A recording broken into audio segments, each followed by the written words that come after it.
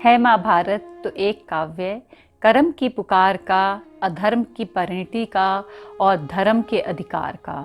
आओ हम सब मिल के बूझें इस इतिहास का। भीष्म पितामह गुरु द्रोणाचार्य, गुरु कृपाचार्य का आशीर्वाद देकर युधिष्ठिर फिर से पांडव सेना में आकर खड़े हो गए।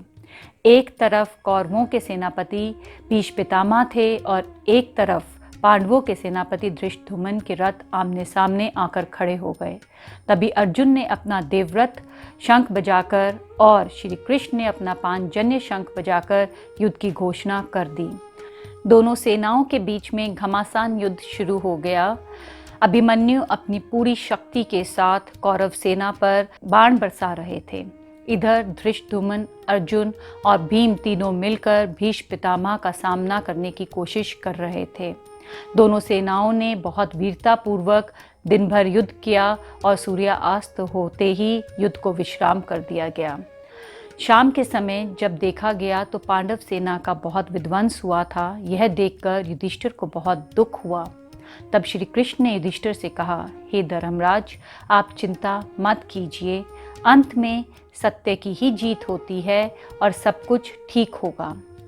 इधर अर्जुन भीष्म पितामह से बहुत प्यार करते थे, इसलिए रोज वो ये प्रण लेते थे कि वे भीष्म पितामह को आज सामना करके हरा देंगे। पर किसी न किसी वजह से जब भीष्म पितामह उनके सामने आते थे तो अर्जुन की हिम्मत नहीं होती थी कि वे भीष्म पितामह के ऊपर बाण वर्षा करें। परंतु पांडवों को यह भी भली भांति से पता था कि जब तक भीष्म पितामह कौरवों के साथ है तब तक कौरवों को हराया नहीं जा सकता था।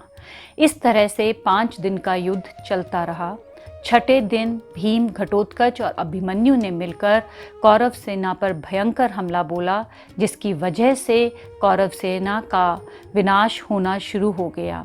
यह देखकर दुर्योधन को बहुत ही गुस्सा आया कि मेरी सेना का इतना विध्वंस कर रहा है भीम, और भीष्म पितामह इसमें कुछ नहीं कर रहे।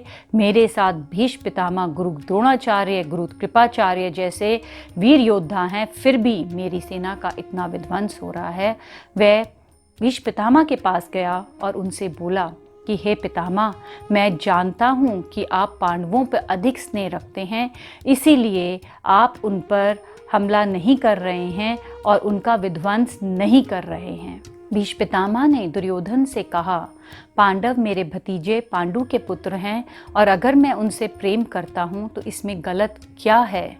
फिर भी मैंने हस्तिनापुर की तरफ वफादार होने की प्रण ले रखा है, इसलिए तुम चिंता मत करो, कल मैं सभी पांडवों को मार दूंगा। जब पांडवों को भीष्म की इस प्रतिज्ञा के बारे में पता चला तो सभी पांडव बहुत चिंतित हो गए। तब श्री कृष्ण ने द्रौपदी को लेकर पितामह के पास जाने का निर्णय लिया और उन्होंने द्रौपदी को भीष्म पितामह के शिविर में भेजा। जब द्रौपदी ने पितामह को प्रणाम किया तो पितामह ने द्रौपदी को अखंड सौभाग्यवती रहने का आशीर्वाद दे दिया।